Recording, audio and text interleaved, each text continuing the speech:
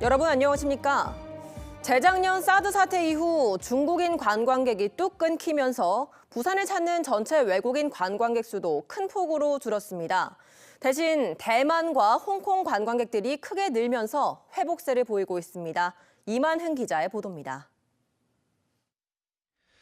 사드 사태 이후 부산을 찾는 외국인 관광객 숫자는 한때 20% 가까이 급감했습니다. 지난 2016년 296만 명을 기록했던 부산의 외국인 관광객은 지난해에는 239만 명으로 뚝 떨어졌고 올 들어서는 지난 10월 말 현재 205만 명대를 기록하고 있습니다. 이런 추세라면 올 연말까지는 지난해 수준을 유지할 전망입니다. 중국인 관광객이 감소한 대신 대만과 홍콩 관광객은 큰 폭으로 늘었습니다. 지난달 한 달 동안에만 3만 4천여 명이 부산을 찾아 지난해보다 35%나 증가했습니다. 인도네시아 등 무슬림 대상 관광시장 다변화를 계획하고 있습니다. 그리고 중화권에 대해서는 중국 시장에 대응하는 홍콩, 대만을 주 타깃으로 하여 홍보 마케팅을 더욱 강화해 나갈 계획입니다. 싱가포르와 말레이시아 등 동남아 쪽으로도 관광객 유치 전략을 다변화할 필요성도 높아졌습니다. 올해 대만과 홍콩 관광객 30만 명에다 동남아 6개 국가를 합한 35만 명은 각각 중국인 26만 명을 훨씬 웃돕니다. 일본 관광객은 올 초부터 회복세로 돌아서면서 지난 10월까지 45만 명이 부산을 다녀갔습니다. 지난해 초 반토막이 났던 중국 관광객도 올 들어서는 점차 감소세가 완화되는 추세입니다. 사실상 일본과 중국에 의존해오던 부산 관광. 한류의 세계적 확산과 함께 이제는 아시아 전역으로 그 무대를 넓혀가야 할 때가 왔습니다. MBC 뉴스 이만흥입니다. 부산 지역의 저소득층 치매 환자 수가 갈수록 늘고 있습니다. 이들이 의료 서비스의 사각지대에 머무르지 않도록 공공의료 서비스 확충과 사회적인 인식 전환이 필요해 보입니다. 이두원 기자입니다. 침묵의 살인자로 불리는 치매.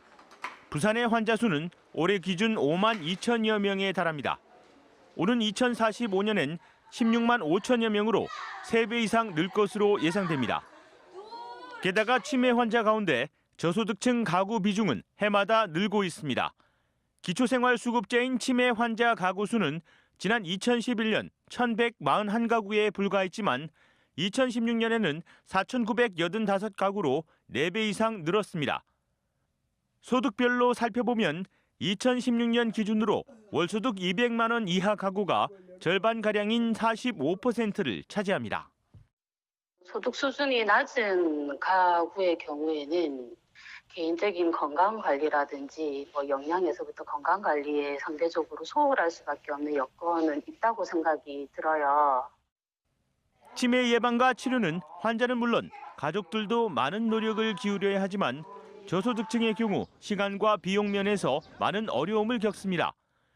따라서 공공의료시설 확충이 절실하지만 부산은 광역센터 한 곳, 구군별로는 보건소 부설로 운영하는 곳이 대부분입니다.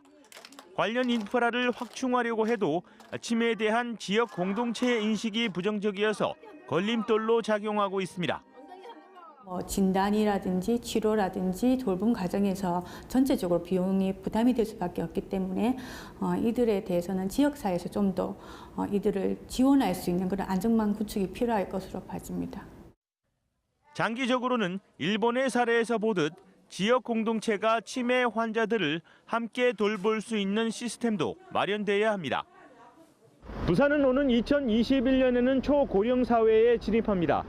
저소득층 치매 환자들이 충분한 지원을 받을 수 있도록 지역사회의 관심이 필요합니다. MBC 뉴스 이두원입니다.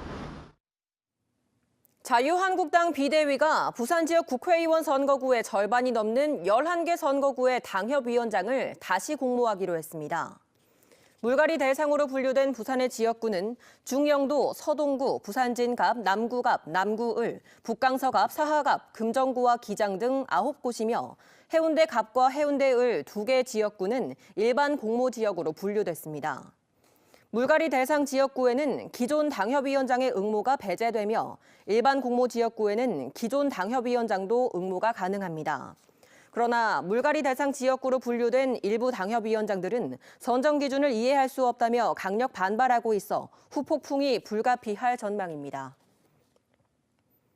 부산도시공사의 분할 매각으로 수년간 지지부진하던 기장군 오시리아 관광단지 개발이 속도를 내고 있습니다.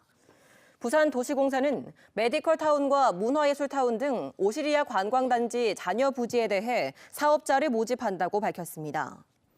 오시리아 관광단지는 전체 용지의 20%인 49만 5천 제곱미터가 최근까지 미분양 상태였지만 분할 매각 결정 이후 루펜티스 컨소시엄이 별장형 콘도 사업자로 선정되고 이케아가 엔터테인먼트 쇼핑몰을 착공하는 등 개발에 속도가 붙고 있습니다.